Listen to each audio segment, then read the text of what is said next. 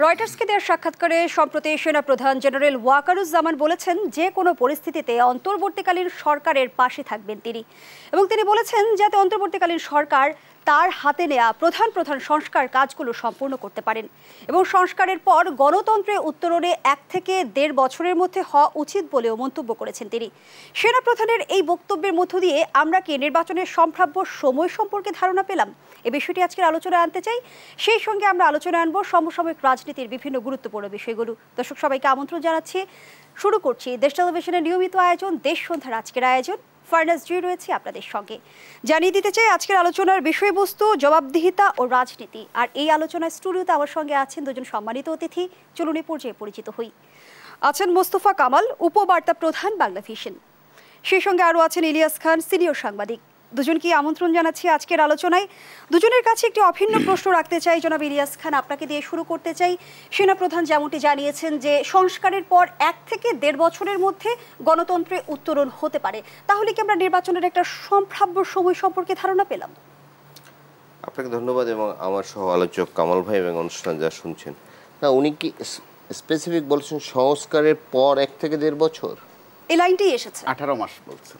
সংস্কারের পর বা সংস্কার কতদিন লাগবে এটা তো আমরা জানি, ধোঁয়াশা সৃষ্টি হয়েছে। কারণ সংস্কার তো অনেক কিছু সংস্কার করতে হবে, কারণ গত 15.5 বছর রাষ্ট্রটিতে যেভাবে একটি স্বৈরাচারী সরকার ক্ষমতায় ছিল, তারা সবগুলো প্রতিষ্ঠান ধ্বংস করে দিয়ে গেছে। সাংবিধানিক প্রতিষ্ঠান সহ সবগুলো, আইনশৃঙ্খলা রক্ষাকারী বাহিনী, আমলাতন্ত্র, সব কিছু।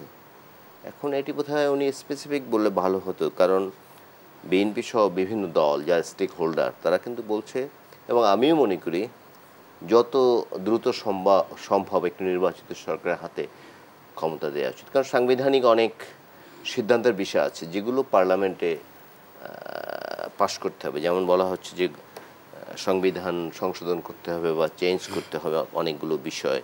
সংবিধানের ধারাগুলো স্বৈরাচারকে উৎসাহিত করে বা সরকার প্রধান বা রাষ্ট্রপ্রধান স্বৈরাচার হতে পারেন, সেগুলো সংস্কার করতে হলে সেগুলো পার্লামেন্টে পাশ করতে হবে। সুতরাং সংস্কারের একটি স্পেসিফিক সময় থাকা উচিত যে আমরা এই পর্যন্ত কাজটি করি। যেমন বদিউল মজুমদার আজকে বলেছেন যে 6টি কমিটি করা হয়েছে, সে বিষয়ে আরও বোধহয় বেশি সময় লাগবে। আমরা জানি যে ডিসেম্বর পর্যন্ত সময় বেঁধে দিয়েছেন বা বলা হয়েছে ডিসেম্বরের মধ্যে তারা দিবেন, তিনিও আজকে বলেছেন।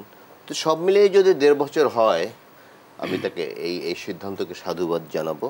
এবং ব্যক্তিগতভাবে সেনাপ্রধানকে, বিশেষ করে তার যে ভূমিকা বিগত দিনে, এটি আমার কাছে খুব পজিটিভ মনে হচ্ছে। বাংলাদেশকে একটি বিরাট রক্তক্ষয়ী অবস্থা থেকে তিনি রক্ষা করছেন এবং সেনাবাহিনীর ভূমিকা নিঃসন্দেহে খুব পজিটিভ ছিল। আমি মনে করি সেনাবাহিনীর সম্পর্কে যে মানুষের মনে একটি বিরূপ ধারণার সৃষ্টি হয়েছিল, এবার এই ছাত্র জনতার আন্দোলনে সেনাবাহিনীর ভূমিকায় সেটি কিন্তু পুনরুদ্ধার হয়েছে। এবং আমরা কিন্তু শুধু একটি প্রতিষ্ঠানের আগে নাম বলার আগে বলি দেশপ্রেমিক সেনাবাহিনী বলি, কিন্তু আমরা দেশপ্রেমিক সাংবাদিক বলি না, দেশপ্রেমিক আমলা বলি না, দেশপ্রেমিক আইনশৃঙ্খলা রক্ষাকারী বাহিনীর সদস্য বলি, আমরা কিন্তু সেনাবাহিনীকে শুধু বলি।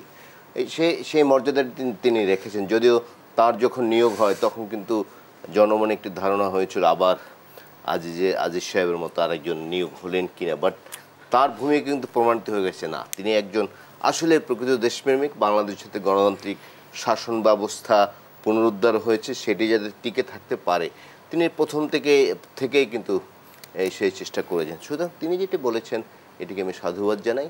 বাট আমি আশা করতে চাই যে 1.5 বছরের মধ্যে নির্বাচন হবে এবং গণতান্ত্রিক সরকারের হাতে নির্বাচন দিতে হবে। কারণ এবার যে আন্দোলনটি হয়েছে এটি কিন্তু ভোটও একটি বড় ফ্যাক্টর। আপনি দেখবেন যে যারা আন্দোলনটি মূলত করেছে, আমরা যদি ছাত্র ধরি 22 থেকে 27 বছর বা আর একটু কম যদি ধরি 18 থেকে 27 বছর, এরা কিন্তু কোনোদিন বাংলাদেশে ভোট দিতে পারেনি। এরা যখন ভোটার হয়েছে এরপর থেকে এই স্বৈরাচারী সরকার ভোট ব্যবস্থাকে একদম নির্বাসনে পাঠিয়েছিল, যেটি এখনও কন্টিনিউ করছে।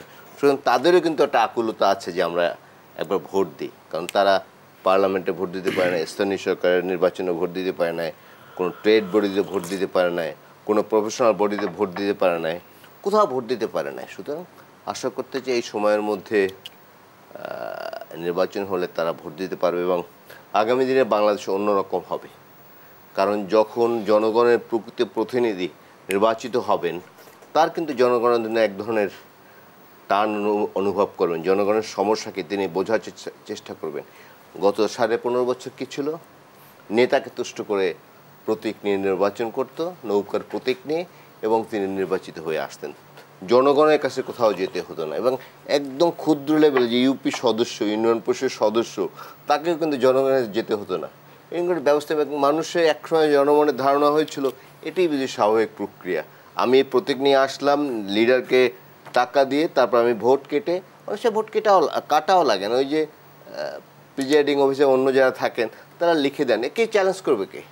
তিনি ভোট পেয়েছেন 2টা, ভোট লিখেছিল 2000, চ্যালেঞ্জ করা তো কেউ নয়। অবস্থাটা কিন্তু এই অবস্থায় গিয়েছিল। এত ওষ্ঠ বছর বাংলাদেশের নানা নির্বাচন নিয়ে প্রশ্ন রয়েছে, কিন্তু 14, 18, 24 যেভাবে নির্বাচন হয়েছে, এটা বাংলাদেশের মানুষ কোনোদিন প্রত্যাশা করেনি। এটা মানুষের কল্পনার বাইরে। আগে অনেক নির্বাচন নিয়ে প্রশ্ন আছে, আমি অস্বীকার করছি না।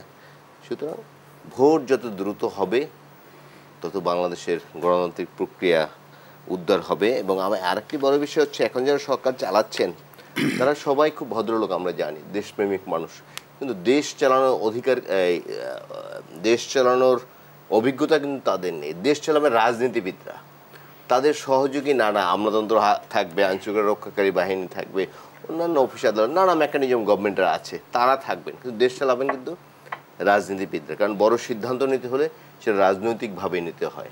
সেটি কোনো কি বলে যে একটি অনির্বাচিত সরকারে সেটি নেওয়ার কিন্তু সুযোগ নাই।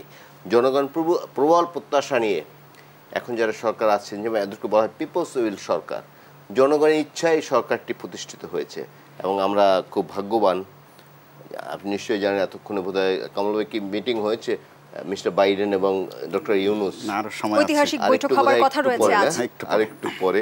এটাতে বিরাট সুযোগ। সেই আলোচনায় ফিরবো। ধন্যবাদ জানাচ্ছি জনাব ইলিয়াস খান। এই যে পালিয়ে যাওয়া প্রধানমন্ত্রী, তিনি কিন্তু যে একজন সাদা চামড়া লোকের সঙ্গে মিট করার জন্য মার্কিন যুক্তরাষ্ট্রে গিয়ে বসে থাকতেন, ছালাম দিতেন, লাল কার্পেট না মারিয়ে ঘাসের উপর দিয়ে তিনি যে ছবি তোলার চেষ্টা করতেন, এইসব বালখিল্যতা, দেশের জন্য অবমাননাকর দৃশ্য আমরা যেন না দেখি, এবং আমরা দেখছি না বলে আশা করছি। 3 দশক পরে এই ঐতিহাসিক বৈঠক আসলে কতটা আশা জাগাচ্ছে সেই প্রশ্নটি আপনার কাছে রেখে যাচ্ছি। আপনি দেখুন, শুধু বাইডেন সাহেব না, বিশাল সিরিয়াল আছে ডক্টর ইউনূস সাহেবের সাথে কারা দেখা করতে চান, জাতিসংঘ মহাসচিব সহ। বিষয়ে আমি পরের পার্টে বলবো। জনাব মোস্তফা কামাল, যে আলোচনা আসলে আমরা করছি, যে আমরা অন্তর্বর্তীকালীন সরকার দায়িত্ব গ্রহণের পরপরই কিন্তু দেখেছি যে অন্তর্বর্তীকালীন সরকারের মেয়াদ কতদিন হবে, নির্বাচন কবে হবে, এ বিষয়ে কিন্তু রাজনৈতিক অঙ্গনে নানা তর্ক বিতর্ক রয়েছে। সেই জায়গা থেকে সেনা প্রধানের এই বক্তব্য কি ধোঁয়াশা কাটাচ্ছে? অবশ্যই, ধন্যবাদ। কিছুটা ধোঁয়াশা কাটাচ্ছে, একটু কমিউনিকেশন দরকার ছিল। বিশেষ করে বড় দলগুলোর থেকেও জানতে চাওয়া হচ্ছিল যে নির্বাচনটা কবে, কিন্তু এটা কবে বলতে জবাবটা পরিষ্কার ছিল না। কখনো রোডম্যাপও কিন্তু তারা দাবি করেছে, কখনো বলছে যে অবিলম্বে হবে, কখনো বলেছে অনতিবিলম্বে হবে, কখনো বলেছে শিগগিরই হবে। তো এগুলোর অর্থ জানতে চাওয়া হচ্ছিল যে আসলে কত দিন, কিন্তু ওটা তারা মুখে আনছিলেন না। ঠিক ওই রকম সময়ে সেনাপ্রধান কিন্তু একটা কমিউনিকেশন করেছেন, খুব দামি একটা বার্তা দিয়েছেন। আমি যতটুকু পড়েছি রয়টার্সের সাক্ষাৎকারটা, ওখানে তিনি 18 মাসের কথা বলেছেন। মাস বললে 18 আর বছর গুনলে 1.5 বছর। তো অন্তত ধারণা পেয়েছে। তো এরপরও ইলিয়াস ভাই যেটা বললেন, আমার খুব পছন্দের মানুষ, যে একটা ধোঁয়াশা বা একটা কুয়াশা এখনো আছে। উনি কি বলেছেন সংস্কারের পরে 1.5 বছর? নির্বাচন তো অবশ্যই সংস্কারের পরে, সেটা বোধহয় আর বাড়তি বলার অপেক্ষা রাখে না। তো নির্বাচনের আগে অবশ্যই সংস্কার দরকার। তো কমিউনিকেশনটার কথা বলছি এভাবে যে একদম বিচ্ছিন্নতা যদি থাকে কমিউনিকেশনে, আমরা দুইজনে কমিউনিকেশনের মানুষ পেশাগতভাবেই, কমিউনিকেশন যদি গ্যাপ থাকে বা বিরতি থাকে, ওখানে কিছু বাড়তি কথা চলে আসে। এটা যেরকম একজন ভদ্রলোক ছেলেরে জিজ্ঞাসা করছে তুমি কি পড়ো, ছেলে বলছে হাফ প্যান্ট পরি। আসলে জানতে চাওয়া হয়েছিল কোন ক্লাসে পড়ো। তো ভদ্রলোক আবার বলছে যে কি হাফ প্যান্ট না কি পড়ো এটা জানতে চাওয়া হয়নি, তুমি কিসে পড়ো। ছেলে বলছে কোমরে পড়ি। তার মনেও কিন্তু একটা কমিউনিকেশন কিন্তু হয়েছে। সে তথ্য দিতে না পারলেও একটা কমিউনিকেশন আমরা পেয়েছি, একটা বিএনপি যেটাকে রোড ম্যাপ বলে। তো রোড ম্যাপের কাছাকাছি শব্দ হচ্ছে যে টাইম ফ্রেম, আসলে ওইটাই জানতে চাচ্ছিল। তো এরকম অবস্থায় বিএনপির দিক থেকে বেশি বলা হচ্ছিল, জামাতের দিক থেকে বরং আমরা খেয়াল করেছি যেটা তারা যে যত লাগে তত সময় দিতে রাজি, মোটামুটি এরকমটাও বলেছে। কিন্তু সাম্প্রতিককালে চেঞ্জ হয়েছে, গত 2-3 দিন ধরে একটু চেঞ্জ হয়েছে। এবং সম্প্রতি কিন্তু মির্জা ফখরুল ইসলাম আলমগীর বলেছিলেন যে একটি গোষ্ঠী অন্তর্বর্তীকালীন সরকারকে দীর্ঘ সময় দেবার জন্য উঠে পড়ে লেগেছে। জি, তার কাছেও নিশ্চয়ই বিষয়ক তথ্য আছে। তো ঠিক এরকম সময়ে সেনাপ্রধান, যিনি আশা আকাঙ্ক্ষার প্রতীক হয়েছিলেন, যেটা ইলিয়াস ভাই বলে ফেলেছিলেন যে ওই রকমটা আশা আমাদের অনেকের এরকম ছিল না, যে আমরা কি আরেকজন আজিজ দেখছি কিনা, পুলিশে একজন নতুন আইজিপি দিলে যে আমরা কি আরেকজন বেনজির দেখছি কিনা, ওই আতঙ্কের মধ্যেই কিন্তু ওনার নিয়োগটা। এরপর উনি যে কাজটা করেছেন, দেশপ্রেমিক সেনাবাহিনী বলা হয়, এই ব্র্যান্ড নেম তাদের। আমাদেরকে যেমন বলা হয় জাতির বিবেক, তার মানে এই নয় যে অন্য কারো বিবেক নাই। একমাত্র পেশা বাংলাদেশে যেটা, বা সারা বিশ্বেই শুধু লয়ারদেরকে লার্নেড বলা হয়, তার মানে কিন্তু এই না যে অন্যদেরকে কারো লার্নেড না। তো দেশপ্রেমিক সেনাবাহিনী যেটা একদম যথার্থভাবে তিনি সেটা এবার প্রমাণ করেছেন। আর ঠিক এই সময়ের জন্য দরকার ছিল যে নির্বাচনটা কবে, অন্তত একটু যদি কিউ দেওয়া হয়, যেটাকে এবার ধারণা দেওয়া হয়, তো সেই ক্ষেত্রে উনি কিন্তু একটা টাইম ফ্রেম যথারীতি দিয়েছেন। তো টাইম ফ্রেম দেওয়ার দায়িত্ব যাদের, ওই জায়গা থেকে তিনি দিয়েছেন। আর রোড ম্যাপটা নিশ্চয়ই তারা দেবেন না, রোড ম্যাপটা দলগুলো সাজাবে, যে যার মতো করে রোড সাজাবে। তো রোড ম্যাপ বলতে আগে রোডটা হোক, তারপরে ম্যাপটা হোক, অর্থাৎ সংস্কারটা হোক। তো সংস্কারের পরেই অবশ্যই নির্বাচন, কারণ নির্বাচনের আগে কতগুলো বিষয় আছে। 6টা কমিশন তো হয়েছে, এই 6টা কমিশন যদি ঠিকভাবে ফাংশন করে অনেক কাজ হবে। তো উদাহরণ বলি, আপনি যদি অপেক্ষা না করে নির্বাচন দেন, ওখানে পুলিশ একটা ফ্যাক্টর। তো আমাদের এখনও যেই পুলিশ আছে বা ছিল, তারা কিন্তু বিনা ভোটে পাশ করানোতে অত্যন্ত এক্সপার্ট। দিনের ভোট রাতে করে ফেলাতে দক্ষ তারা। একইভাবে সিভিল অ্যাডমিনিস্ট্রেশনও কিন্তু তাই। তো আবার ভোটের প্রশ্নে সিভিল অ্যাডমিনিস্ট্রেশন বলতে আপনি মাদ্রাসার শিক্ষক, স্কুলের শিক্ষক, কলেজের শিক্ষক, তারাও কিন্তু ভোটের রাজনীতিতে অথবা ভোটের বিষয়ে অত্যন্ত প্রাসঙ্গিক। তো তাদেরও কিন্তু এই বিষয়ে অভিজ্ঞতা ব্যাপক, যার কিন্তু যে আর আমরা বিচ্ছিন্নভাবে দেখছি সমাজে, যে স্কুলে গিয়ে হামলা হচ্ছে, আসলে স্কুলে হামলা হচ্ছে না, হচ্ছে কোনো না কোনো ব্যক্তির ওপর। তো ওই ব্যক্তির আমলনামা কি ওই ব্যক্তি নিজেও জানেন, আমরা ওই আলোচনায় নাই যাই। তো ওই ক্ষেত্রে সংস্কারের অবশ্যই দরকার আছে। পুলিশে মোটা দাগে সংস্কার দরকার আছে। আমাদের নির্বাচনী ব্যবস্থার সংস্কারটা একটু সময় নিয়ে করতে হবে, যেহেতু এটা নির্বাচনটা একেবারে শেষ পর্যায়ের কাজ এই অন্তর্বর্তী সরকারের, সেটাই তো অবশ্যই স্বাভাবিক। ওই রকম অবস্থায় 18 মাসের একটা ইঙ্গিত দেয়া, এই মুহূর্তের জন্য তিনি 10 কাজের এক কাজ আমি বলতে পারি, ওই কাজটা তিনি করেছেন। কিন্তু ইতিমধ্যে আমরা দেখলাম যে অন্তর্বর্তীকালীন সরকার কিন্তু রাষ্ট্র সংস্কারের এক ধরনের পথরেখা ঘোষণা করেছে, 6টি সংস্কার কমিশন গঠনের কথা বলেছে। আমরা যদি অন্তর্বর্তীকালীন সরকারের মেয়াদ 1.5 বছর ধরে নেই, এই সময়ে পরিক্রমার মধ্যে কি আসলে সব বিষয়ে সংস্কার সম্ভব? সব বিষয়ে অবশ্যই সংস্কার সম্ভব না, সেটা দীর্ঘমেয়াদী বিষয়। সেটার জন্য অবশ্যই যারা বলছেন তাদের যুক্তি আছে, যে সেটা রাজনীতিকদের কাজ। মূলত দেশ পরিচালনা করতে করতে অব্যাহতভাবে সেটা চলতে থাকবে। তো এর আগে শুরু করে দেয়াটা, অন্তত আমি যেটা বলছিলাম কমিউনিকেশনটা শুরু করে দেয়া, এটা তো একটা সংস্কার। আজকে সেনাপ্রধান যেটা বলেছেন, এটা কিন্তু সংস্কারের একটা অংশ বা একটা বার্তা দেয়া। তো ওই জায়গার থেকে এই 6 কমিশন এবং তত্ত্বাবধায়ক অন্তর্বর্তী সরকারে যারা আছেন, যারা তত্ত্বাবধান করছেন, তারা অন্তত সংস্কার কাজে দক্ষ, ভীষণ দক্ষ। এটা প্রত্যেকেরই কিন্তু ইলিয়াস ভাই প্রমাণিত। এরপরও তাদের বিভিন্ন সময়ের দায়িত্ব বা ভূমিকা নিয়ে প্রশ্ন আছে, থাকতেই পারে, সেটা বাংলাদেশ। আমাদের এখানে প্রত্যেককে নিয়ে কিছু প্রশ্ন থাকে। কিন্তু এর মাঝে যে গণ্ডগোলগুলো পাচ্ছে, যেগুলো আমাদের সমাজে অহরহ হয়ে আছে, এগুলো নিয়ে কিন্তু গণ্ডগোল পাচ্ছে বিভিন্ন জায়গায়। যে কে মাজারে যায়, কে যায় না, কে নামাজের আগে মুনাজাত দেয়, কে দেয় না, এই নিয়ে আপনি দেখেন প্রতিদিন সংঘর্ষ হচ্ছে কোথাও না কোথাও। এগুলো কিন্তু লক্ষণ ভালো না। এগুলো আপনি ঘটে যাচ্ছে, মোটেই তা না। 2-4টা ঘটনা আমরা যেটা জানি, পেছন থেকে কারো না কারো উস্কানি আছে। তো যারা উস্কানি দিচ্ছেন, দেয়াটাও স্বাভাবিক, তাদের অস্তিত্বের প্রশ্ন। তো এখন জনগণ যেন বা মানুষ যেন, সাধারণ মানুষ যেন এই উস্কানিতে না পড়ে, ওইটা দেখার কিন্তু একটা বিশাল দায়িত্ব। যদি রাজনৈতিকভাবে দেখেন, বিএনপির বিশাল দায়িত্ব আছে, জামাতের বিশাল দায়িত্ব আছে। কিন্তু তারা যদি নির্বাচন কবে, কয় মাস পরে, কয় বছর পরে, অর্থাৎ ক্ষমতার জন্য উতলা হয়ে যান, ওখানে সংস্কার অবশ্যই ব্যাহত হবে। সেই ক্ষেত্রে 1.5 বছর কেন, অন্তত 1 যুগও সম্ভব না, যদি তারা এই উতলা ভাবটা রাখেন।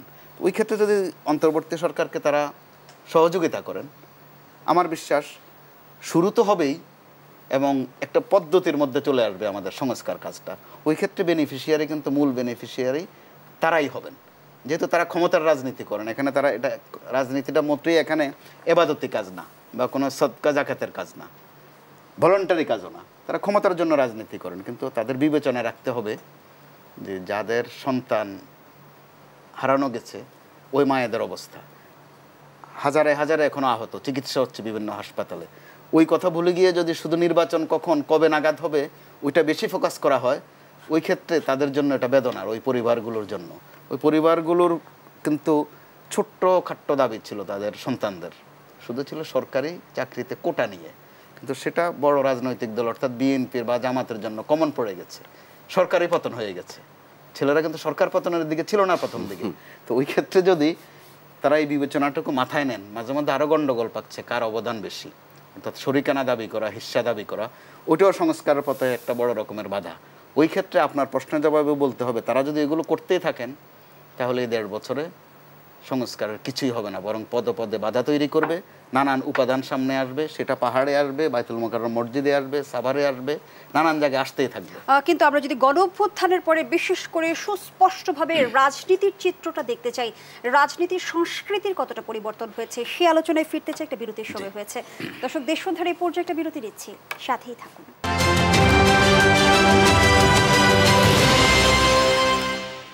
আবারও আমন্ত্রণ জানাচ্ছি, আপনারা দেখছেন দেশ টেলিভিশনের নিয়মিত আয়োজন দেশ সন্ধ্যা। আবারও ফিরছি আলোচনায়। জনাব মোস্তফা কামাল, বিরতির আগে যে প্রসঙ্গে আমরা ছিলাম যে গণ অভ্যুত্থান পরবর্তী সময় আসলে এই যে চিরাচরিত রাজনীতির সংস্কৃতির কতটা পরিবর্তন হলো, একটা চেষ্টা যে আছে সেটা আমরা একটু একটু দেখছি। তো এই সংস্কার বা যদি এটারে বাংলায় আরও তর্জমা করি মেরামত হওয়া, তো রাজনৈতিক সংস্কার কিন্তু অন্তর্বর্তী সরকারের কাজ না, এটা যার যার দলের কাজ।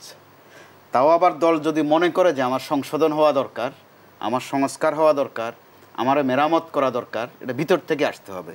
তো ওই ক্ষেত্রে বিএনপির একটা সংস্কার, তারা বোধহয় রাষ্ট্র মেরামত নামে 27 দফা অথবা 31 দফা ছিল। তো ওই ক্ষেত্রে তাদের দায়িত্ব এটা এখন নিজেদের উপর, তারা নিজেদেরকে সংশোধন করবেন কিনা বা সংশোধন করার দরকার মনে করেন কিনা। আর যদি বলা হয়ে থাকে যে বলার জন্যই বলেছি, তাহলে ভিন্ন কথা। ওই ক্ষেত্রে আমরা জামাতের মধ্যে কিন্তু সংস্কার দেখছি, বিনা ঘোষণাতেই তারা তাদেরকে সংস্কারের একটা চেষ্টা করছে।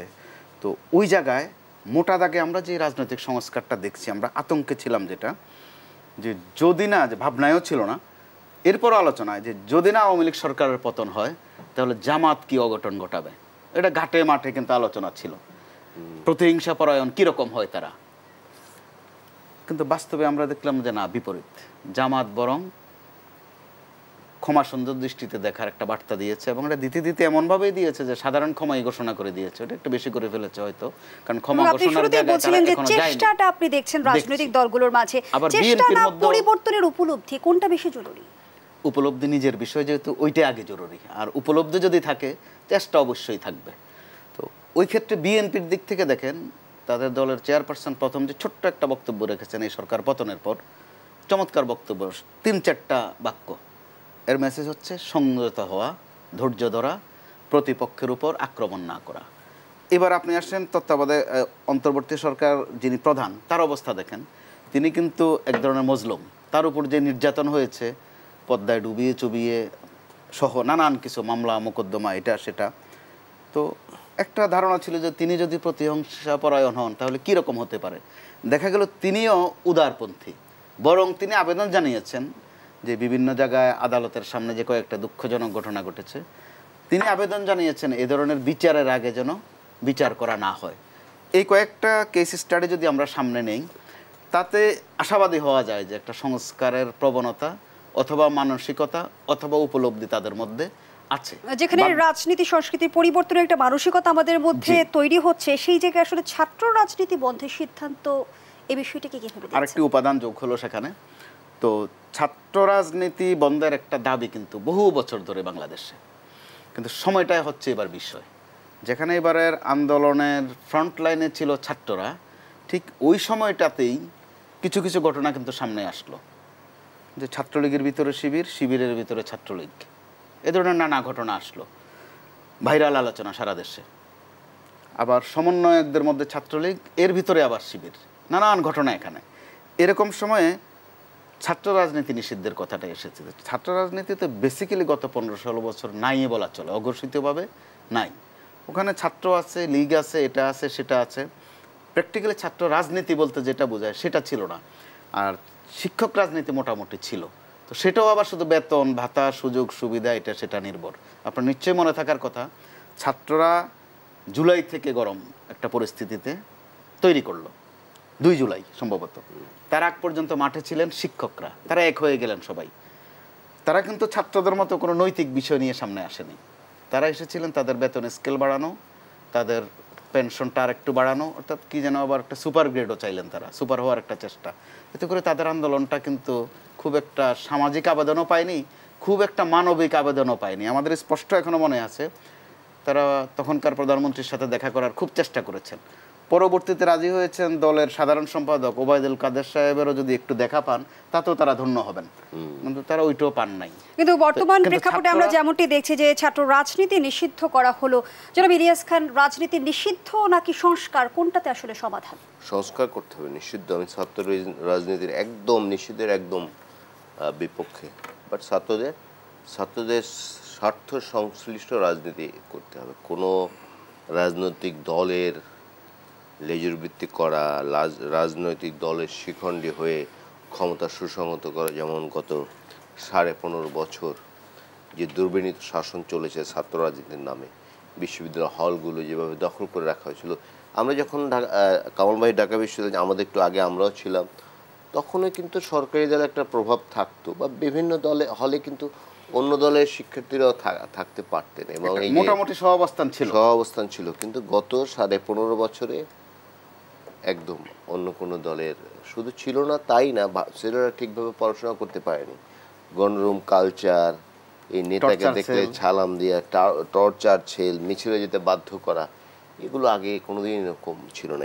এইগুলো হয় কি, যখন আমি প্রকৃতপক্ষে ক্ষমতার দাবিদার না, বা ক্ষমতা আমি সুসংগত করতে পারছি না, তখন ক্ষমতাকে টিকিয়ে রাখার জন্য নানা ধরনের উপাদান প্রয়োজন হয়। যেমন একজন হয়েছিল বেনজির সাহেব, তিনি যে দুর্নীতি করেছেন তিনি তো একদিনই করেননি, কিন্তু তিনি আওয়ামী লীগকে টিকিয়ে রাখতে তিনি বড় ভূমিকা রেখেছেন। এই জন্য তিনি কত চুরি ডাকাতি যা কিছু করুক, মানুষ মারুক, সরকারের কোনো জিজ্ঞাসা ছিল না। এবং যে কারণে আপনি লক্ষ্য করবেন যে এটা দুর্ভাগ্যজনক, কামাল ভাই নিশ্চয়ই আপনিও ফলো করেছেন, শুধু বেনজির সাহেবকে বলা হচ্ছে যে টাকা চুরি করেছেন, এই করেছেন, সেই করেছেন, কিন্তু এর যে সহযোগী যারা ছিল, কারণ আমরা শুনেছি তিনি তো একা করতে পারেন। যেমন প্রধানমন্ত্রী, পালিয়ে যাওয়া প্রধানমন্ত্রী, তিনি বলেছেন তার পিয়ন 400 কোটি টাকা। পিয়ন একা তো 400 কোটি টাকা চুরি করতে পারে না, এগুলো কিছু হ্যান্ডস লাগবে, তাকে কারা সহযোগিতা করছে, কিভাবে করছে, কিন্তু কারণ কিন্তু আমরা জানতে পারিনি। এটা অত্যন্ত সকুশলে এগুলো এড়িয়ে যাওয়া হচ্ছে। আমি ভুলে যাব, আমি একটু কামাল ভাইয়ের সাথে একটা বিষয়টা একমত পোষণ করি।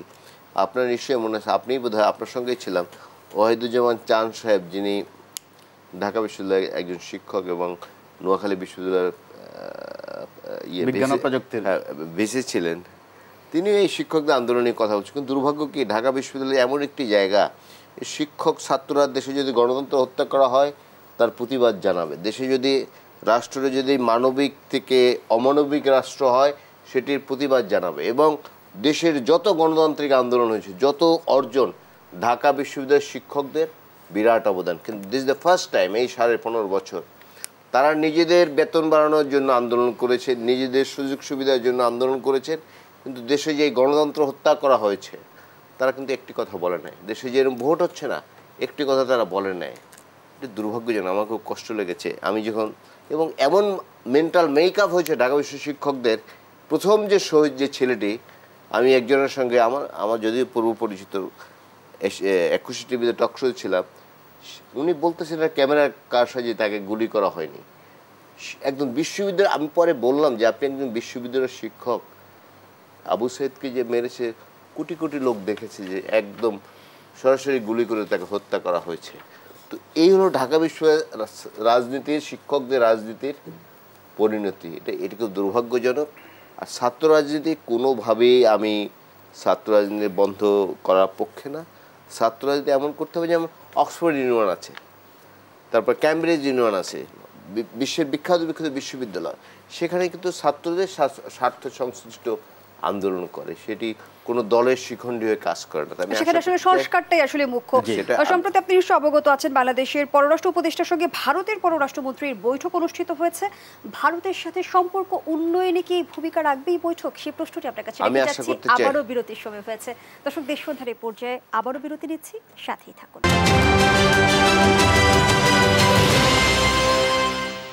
আবারও আমন্ত্রণ, আপনারা দেখছেন দেশ টেলিভিশনের নিয়মিত আয়োজন দেশ সন্ধ্যা। আমরা আবারও ফিরছি আলোচনায়। জনাব ইলিয়াস খান, যে আলোচনায় আমরা ছিলাম, বাংলাদেশের পররাষ্ট্র উপদেষ্টার সঙ্গে ভারতের পররাষ্ট্রমন্ত্রীর বৈঠক অনুষ্ঠিত হয়েছে। সম্পর্ক উন্নয়নে কতটা ভূমিকা রাখবে এই বৈঠক, সেই সঙ্গে 3 দশক পর ডক্টর ইউনূস জো বাইডেনের ঐতিহাসিক বৈঠক আজ। বৈঠক প্রথম পার্টটা আমি বলি, আমি আশা করতে চাই ভারত বাংলাদেশ সম্পর্ক ভালো হোক, দুই দেশের মধ্যে, কোনো দলের সঙ্গে না, কিন্তু যেমনটি তারা আগে করেছে। কারণ ভারতের আত্ম উপলব্ধি করার সময় এসে আমি জ্ঞান দিতে পারবো না। বাট দেখুন, ভারতের প্রতিবেশী রাষ্ট্র, এই যে কালকেই বোধহয় জিতেছেন শ্রীলঙ্কার প্রেসিডেন্ট হয়েছেন, তিনিও কিন্তু ভারত বিরোধী, চীনপন্থী।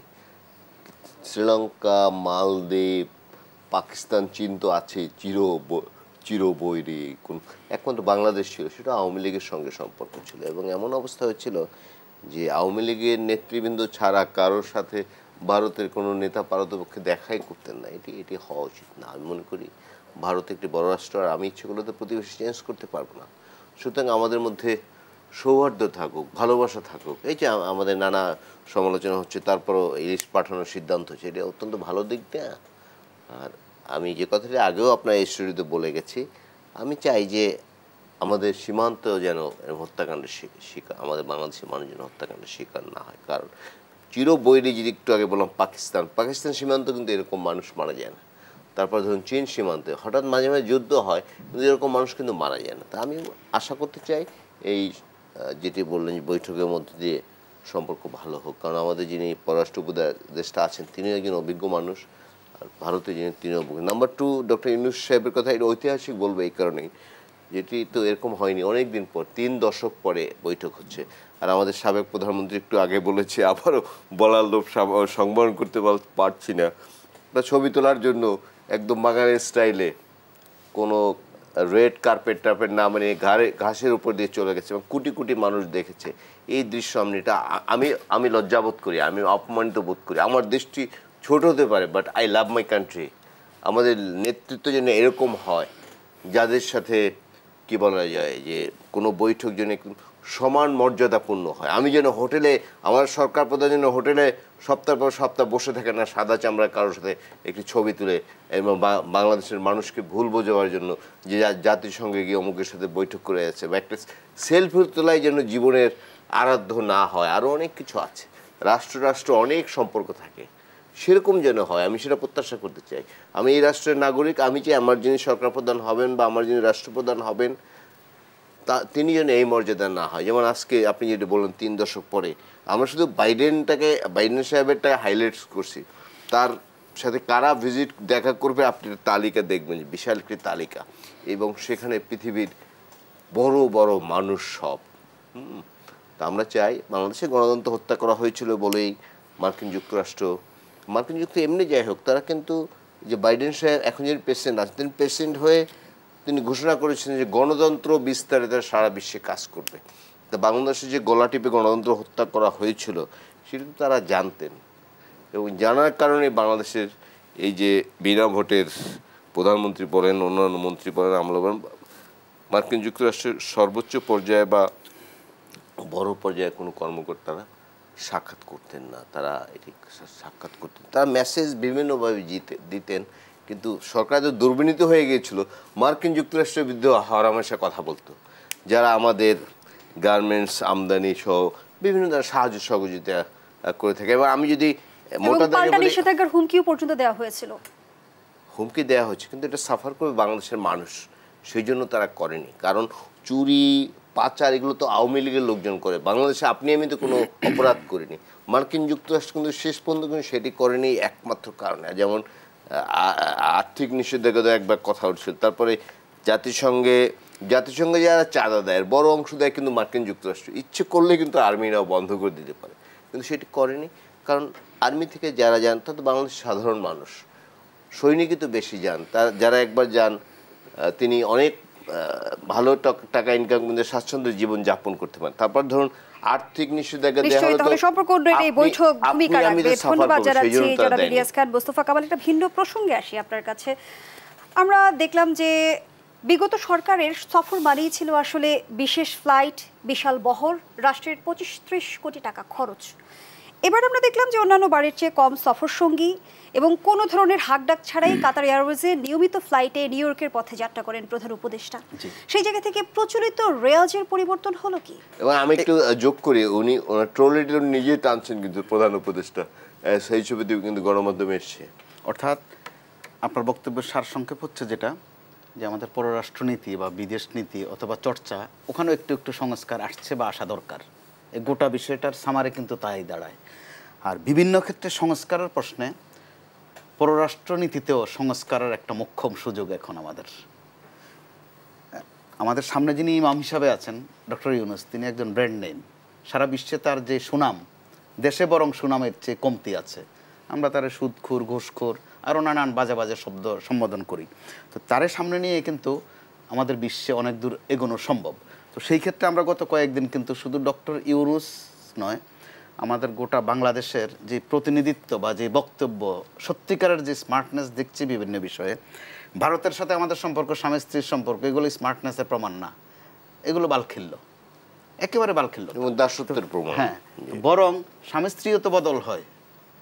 ভারতের সাথে আমাদের প্রতিবেশী সুলভ সম্পর্ক, প্রতিবেশী কখনো বদলানো যায় না, এই প্রতিবেশীকে নিয়ে থাকতে হবে। তো তার সাথেও তো আমাদের সম্পর্কে একটা স্মার্টনেস দরকার।